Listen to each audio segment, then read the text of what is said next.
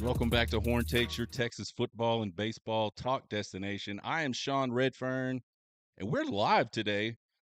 We're streaming to YouTube. We are streaming to TikTok, which I've never been able to do before, so that's kind of a game changer for me. We're also streaming to Twitter, X, whatever you want to call it. It is a Longhorn Friday Eve. Folks, I just decided to stream this live because I did a live stream last night with Hardball Harge and Mike Henry, the world's strongest man, of AM 1300, The Zones, the morning kickoff.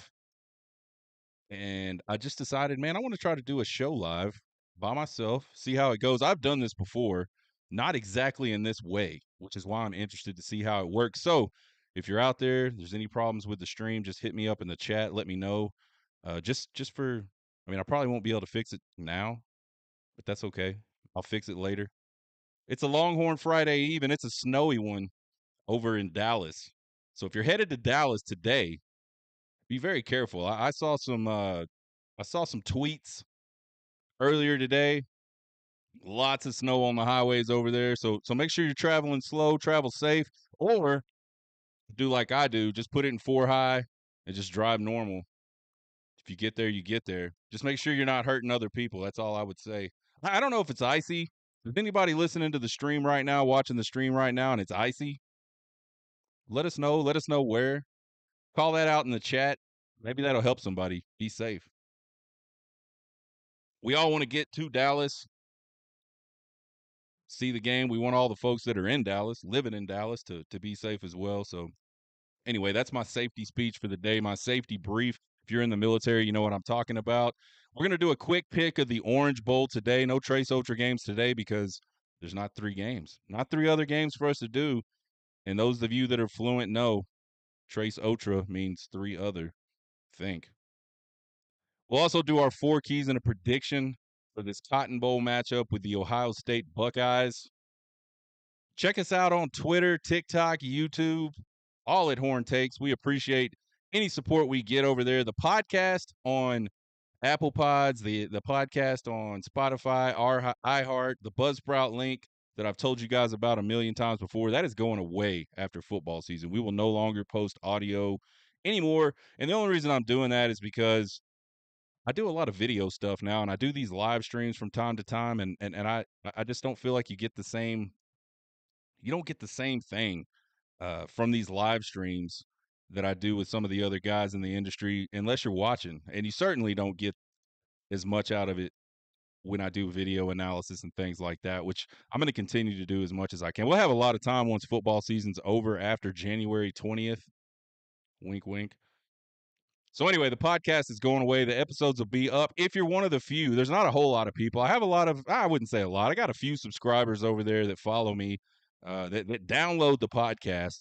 If you're downloading the podcast and you're actively listening to it, just make sure you head on over to YouTube.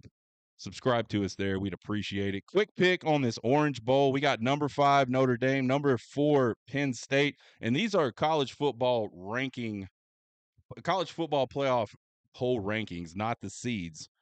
So number 5, Indy at number 4, PSU.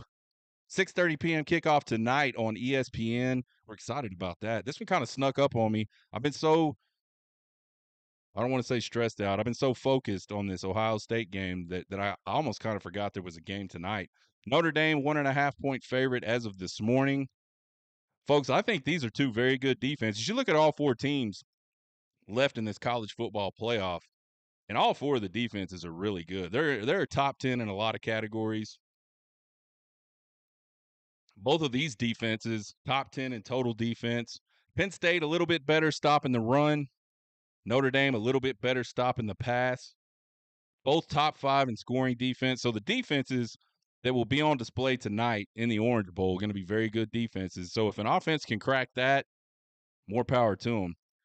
Offensively, both these teams score quite a bit of points. I think a lot of that, not that the offenses are bad, but I think a lot of that is just simply the defense is being so good, taking the ball away, getting stops, creating lots of drives for the offense.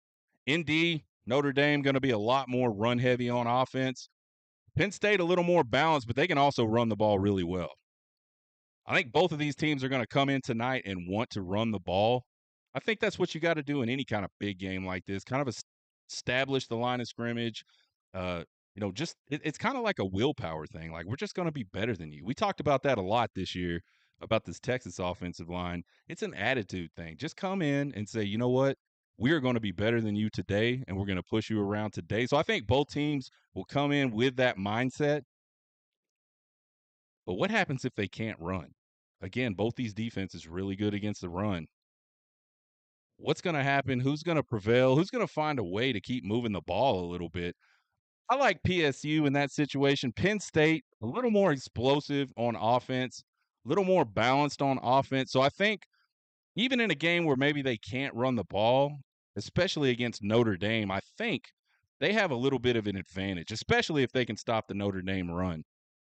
I like Penn State to get the upset win over Notre Dame tonight and go to their first national championship game since, I believe, 1986. I know that's the last time they won it. Tried to find their last appearance. I'm pretty sure that's it. I was alive in 1986, actually well before that, and I'm struggling to find a memory that says Penn State was in a national championship game since 1986. Again, if you're in the chat, let me know. I could be wrong. I'm wrong a lot. Well, not a lot, but I mean, I have been wrong before.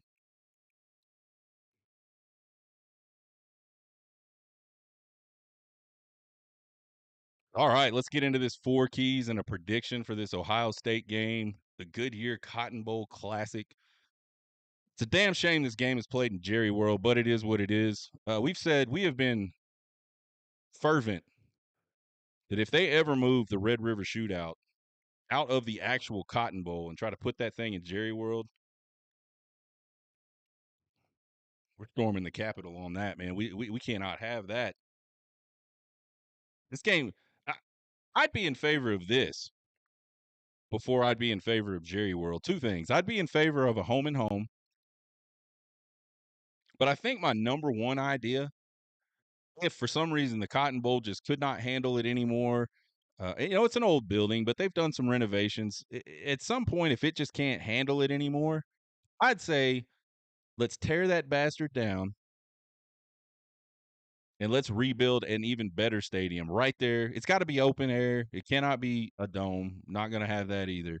And it's got to be right in the same spot, just tucked in there tight at the state fairgrounds. We'll go home and home for a couple years. I think it would take. I don't know, man. Maybe 2 or 3. How fast do you guys think they can build a stadium like that? Regardless, we'll do home and home while they're tearing down, rebuilding, and let's keep it there, man. That is what makes that game even more special than it already is the fairgrounds. So you cannot do it. Four keys in a prediction, Ohio State. Number one, I think you got to win the QB pressure battle. Both of these teams get after the quarterback really well. One of these offensive lines has been outstanding protecting the passer. One of them, not so much. You got to protect Quinn if you're Texas. They're the one that hasn't. They've given up 33 sacks this season. It's one of the worst in the country. It's over 2 sacks a game through 15 games. And it's something that's happened a lot. It's not something to me that's just real fluky. I would say, however, that the majority of those sacks, not the majority of them, almost half of those sacks, 13 of those sacks were given up to the Georgia Bulldogs in 2 games. But I think it's a problem. I mean, I'm not sitting here like scared in my boots that Ohio State is just going to absolutely destroy the Texas offensive line. But I think it's something to watch. It's definitely a key they have to protect. Ohio State got 47 sacks on the season, one of the best in the country. We all know Quinn when he's got time, he is deadly. He is precise. He knows where to get the ball. He's accurate. But when he feels a little pressure, sometimes he struggles with his mechanics. Sometimes he struggles with his decision making. And those two things lead to inaccuracy and they lead to mistakes. And something you cannot have in a game of this magnitude is a lot of mistakes. This has got to be a game where Texas plays pretty clean on offense, I think, if they want to come out of there with a W. I think this Ohio State front seven is a really big challenge for this Texas offensive line.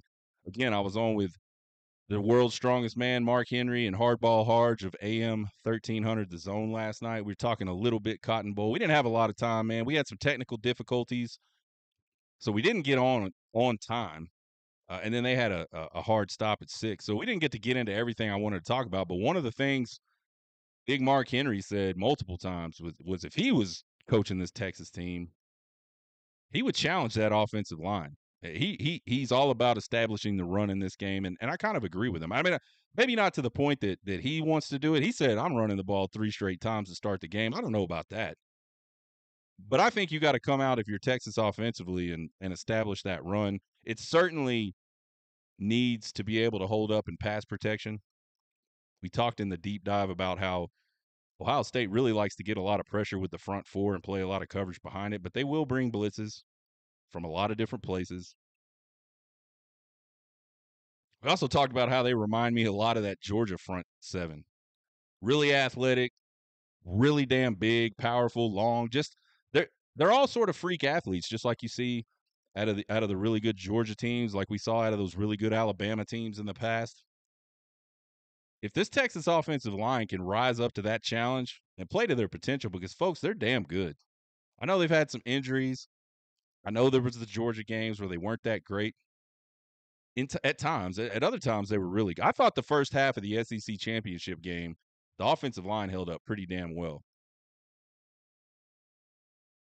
But if they can rise up and meet that challenge of that Ohio State front seven and make that a wash, even, I think Texas has a good shot at winning this game. On the flip side, if you're the Texas defense, you got to affect Will Howard. Ohio State's only given up 12 sacks all season. That's got to be one of the. It's up there with the best. It may be the best.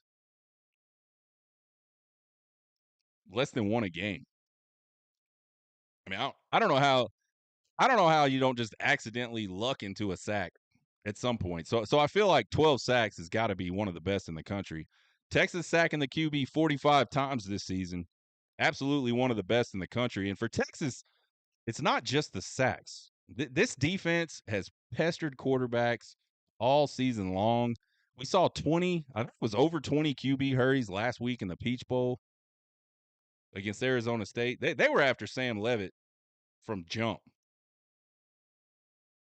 Sam Levitt's a really good athlete, was able to make some plays out of that. Will Howard, I don't think, is not an athlete. I don't think he's on the same level running around. He's not the same kind of guy with his legs that Sam Levitt is. And Will Howard can be rattled, folks. Michigan did it. Texas has done it in the past when he was at Kansas State. And it's the same Will Howard, y'all. We said that the other day. This is not some magical new Will Howard. This is just Will Howard behind an offensive line that keeps him upright, keeps him clean, and he's got some of the best weapons in the country to get the ball to. But if you can get to him, you can rattle him. Obviously, when he's got time, he's good enough to find open guys, deliver the ball. We said, we said the other day, this guy isn't like, he's not pinpoint lasering stuff in there between 2 and 3 defenders. He's not that guy. But he doesn't have to be, because the weapons they have, those guys are getting open, or they're pseudo open, meaning like I can just get the ball elevated a little bit, and I know Jeremiah Smith's just going to go up, out jump the defender, catch the ball. But when Will Howard is under pressure, you go back to that Michigan game, he's a mess. Like most quarterbacks, we say this all the time. We start talking about individual quarterbacks.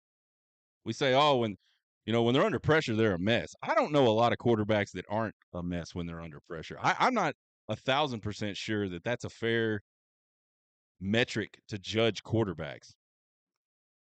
It's just really hard to not be a mess when you're running for your life. You can't see down the field because you're trying not to get tackled. I think the average Joe, and I've never played quarterback, but I think the average Joe has no idea of two things about big time football. And I'll include high school in that as well. One, the game is so much faster than you can possibly imagine. And two, Those guys can't see everything you can see. You're sitting in the stands. I know our tickets are in 106, the first like row 13, I think, at Darrell K. Royal. So I'm high above, looking down on the field. I see all kinds of stuff. I don't expect Quinn Ewers to see what I just saw. Nonetheless, this Texas defense can get after Will Howard and get him a little rattled early. I think that bodes really well for Texas, not only the defense itself, but for the whole outcome of the game. One of the things I think we should be watching for tomorrow is that chess match between PK and Chip Kelly, and specifically what PK throws at Ohio State to try to disrupt Will Howard. I mean, I think we all know PK's philosophy is kind of, hey man, we're just going to get to you with four. We don't blitz a lot. It's honestly not too complex when they do blitz. They rely on that front four to get a lot of pressure and be relentless, a lot like Ohio State. So what happens if that front four can't get pressure? What does PK do then? I think to me that's kind of like certainly one of the games inside the game is what that looks like. Key number two, you got to stay balanced on offense if you're Texas. And I don't necessarily mean production. I'm not saying we got to have 200 yards passing, 200 yards rushing. I really mean attempts. And it doesn't have to be exact. I'm not saying 30 passing attempts, 30 rushing attempts, but I think it has to be reasonable. It has to be enough rushing attempts that Ohio State is kept off balance and they can't just sit back, pin their ears back, and come after Quinn Ewers. This Ohio State defense made a living all season, stopping the run early, waiting for the offense to get a lead, and then feasting on the opposing offensive line, feasting on the opposing quarterbacks in the pass game. I don't think Texas is going to be all that successful running the ball tomorrow. If they are, all bets are off. This is a game. If Texas can be successful running the football tomorrow, this is a game that is easily winnable for Texas. But I don't expect that to happen. I think this Ohio State defense, the absolute best rushing defense that they'll have faced all season. But I think Sark has to find a way to incorporate the running game into the play calling enough to keep Ohio State off balance so that when he does want to take shots, he's got that at his disposal. These Ohio State safeties love to come up and support the run. That's something Texas can take advantage of if they've run the ball consistently enough for play action to be a credible threat.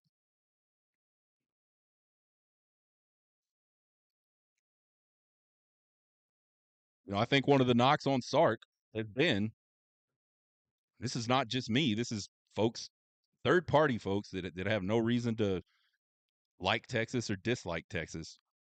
Sort of the knock the last few seasons has been when the run game just isn't ultra explosive.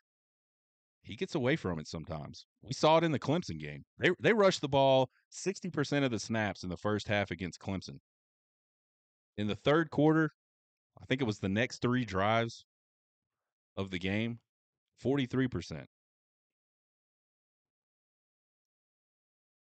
Why? You just ran the ball all over Clemson. Why would you come out of the locker room and do something different? And I get, oh, we think the other team is going to make an adjustment. Probably. Find out.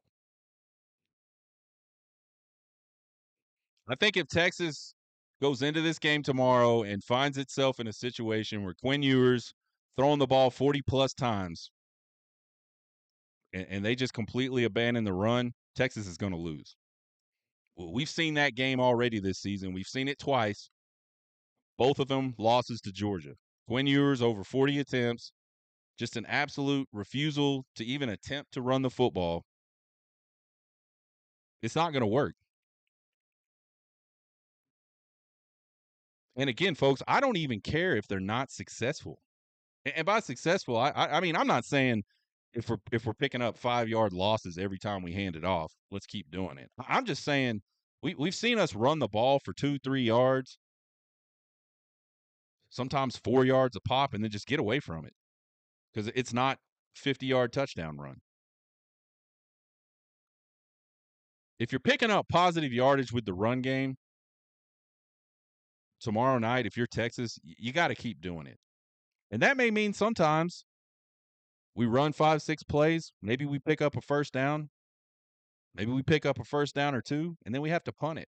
That's okay.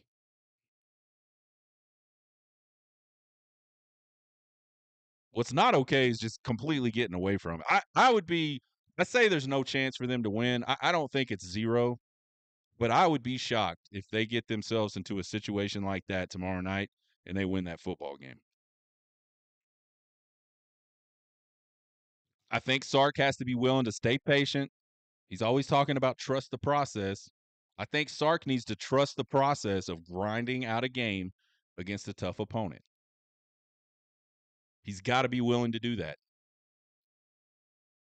If he does that against Georgia twice, they beat Georgia twice. They're an undefeated football team right now.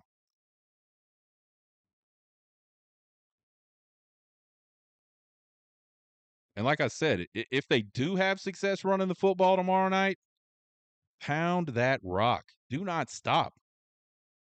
Let them stop you a series before you go and change your mind and decide we need to do something different. Maybe that's old school thinking. I don't know. I did play high school football at a place where we ran the ball 99% of the time, probably higher than that. I just feel like there's nothing more demoralizing than it, as a defense of A, not knowing what's coming, and B, when the run does come, it's just methodical and they just never stop. I mean, go back and look at the Peach Bowl. Cam Scatterboot really couldn't do much in that first half running the football. And it just kind of kept leaning on Texas and leaning on Texas. And eventually they started picking up some yards. Starting getting some plays, started getting into some explosive run plays. 12 yards or more. Speaking of explosives, key number 3, big plays. Big plays play such a huge factor in college football. The greatest of all time, Nick Saban, says the biggest predictor in any game outside of turnovers is explosive plays. If you're Texas, you got to limit that Ohio State explosive offense. They have absolutely lived off of explosive plays in this playoff so far. They got at least 10 of them through 2 games. And I could not find a place to go. I could have. I could have went and looked at every single play they played in both of those games to tally it. I didn't feel like that was necessary. I felt like that was an extreme waste of my time. So what I did do was I went and looked at the individual stats and counted up all the longs. And there were 10 longs in each of those two, not in each of those two, combined in those 2 playoff games of runs over 12 and passes over 20.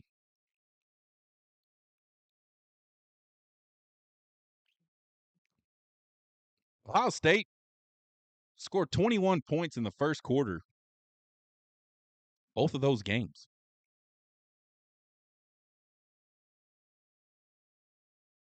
Texas got to be able to limit that and force Ohio State to be patient, drive the field methodically. We all know that's hard. I think there's 2 huge factors with that today in college football. One, it's hard. It's just hard to get people not to jump off sides and not to have motion penalties and not to line up in the wrong spot and not to give up a sack. And, it's just hard to do that up and down the field consistently. 2, I don't think there's a whole lot of offensive guys anymore that have patience for that at all.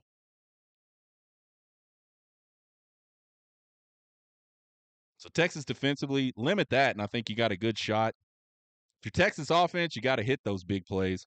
Texas has 33 more plays of over 20 yards this season than Ohio State does. Texas, one of the most explosive offenses in the country if you're just looking at explosive plays. They've had opportunities to do it all season. and they certainly will tomorrow night have opportunities to get the ball down the field. In the passing game, you got to hit them. You got to hit it. I mean, more than any other game this season, Quinn Ewers has to be able to deliver the football in a catchable manner to guys running down the field. We've seen him be good at it at times this year. We've seen him struggle with it. He's probably struggled with it more than he's been good at it.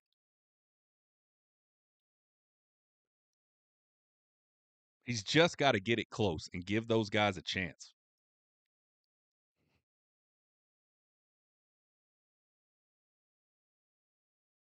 I mean, the difference in this game could be in an inaccurate pass, or two, or three, or four, or whatever. I have no doubt that Texas's outside guys can get down the field on this Ohio State defense. And I think this Texas offensive line will hold up good enough in pass pro that sometimes Quinn Ewers will have time to deliver the football to those guys. He's got to get it out there in a catchable manner. And then I think if Texas can add some explosive plays in the running game, I think Texas can win this game. Key number 4, you got to win third down. We always talk about the money downs on this show. Third down is going to be pretty crucial in this game, I think. Texas better converting third downs and better at stopping teams from converting third downs. You got to make your strengths your strengths. We talk about that every single week on this show in this segment, 4 keys. If you got a decided strength against an opponent, you got to keep it as a strength. You can't turn it into a weakness of yours. We've seen Texas do that a little bit this year.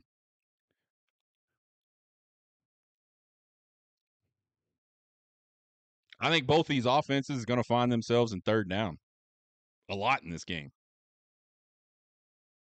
So I think whichever team can figure out a way to convert those third downs more consistently, and then obviously get off the field on third down, this is going to win the game. I mean, you win games by extending drives.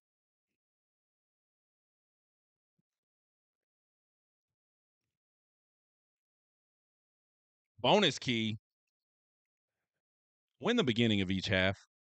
We talked just a second ago about Ohio State scoring 21 points in the first quarter of both of their college football playoff games. 42 points in the first quarter through 2 games for Ohio State. They held their opponents to 0 points in the first quarter of both of those games. So they got a 42-0 point differential in first quarters of the college football playoffs. Texas scored 17 first quarter points and only allowed 6 through 2 playoff games.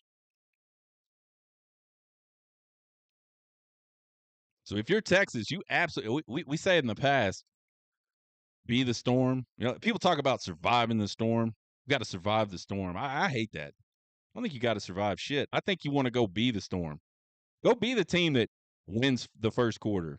Don't be the team that loses the first quarter, but at least it wasn't that bad. At least it wasn't as bad as it could have been. Texas offensively been absolutely abysmal in the third quarter this season. I think they have 6 points in their last 6 third quarters total. Check me on that, but I think that's accurate. So if Texas can go out there and win first quarter and third quarter, we talk about situational football. We're talking about it with Harge and Mark Henry last night. You got to win right before the end of the half. Excuse me. You got to win right when you come out of half. And those final few minutes of the fourth quarter, you got to win. You win those, you win football games.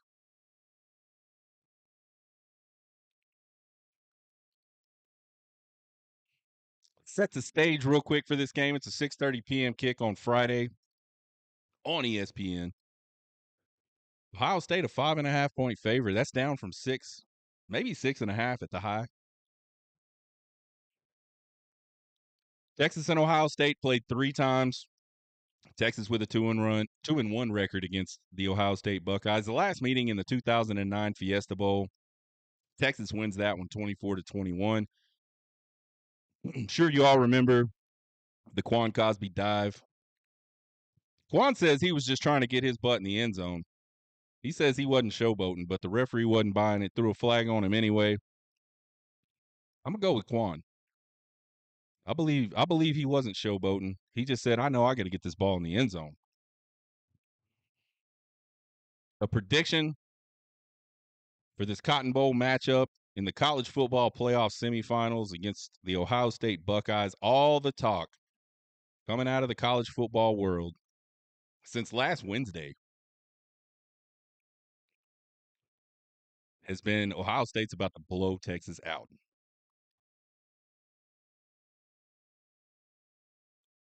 And emotionally, I get that. Texas Texas got a big lead against Clemson. Let Clemson get back in the game. Put it away late. They really struggled against Arizona State after building a quick big lead. And that Arizona State team just hasn't gotten any love, any respect on the national scene.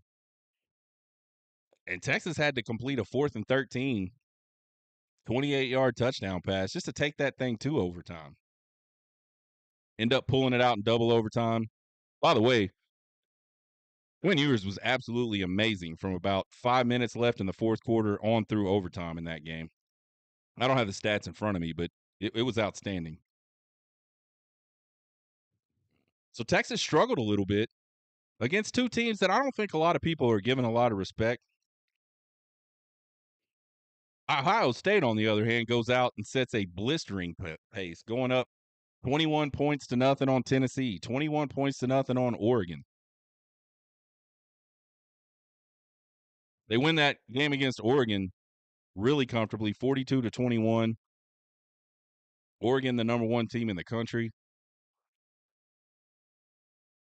So all the talk, Texas has no chance. Very, very much like in 2006 against USC. We're not hearing the greatest team of all time stuff. The ESPN guys aren't they aren't comparing this Ohio State Buckeyes team against NFL teams and trying to say who would win. So I guess there's a little bit of respect, but certainly to hear most pundits talk, Texas doesn't have a chance. Two really, really, really good defenses in this game, and they're almost identical statistically.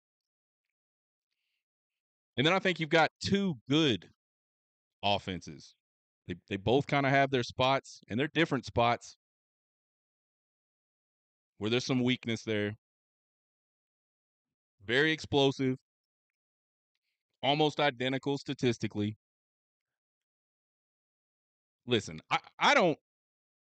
Our friend over at SEC Unfiltered, Chris Phillips, was talking about Ohio State staying hot. I don't.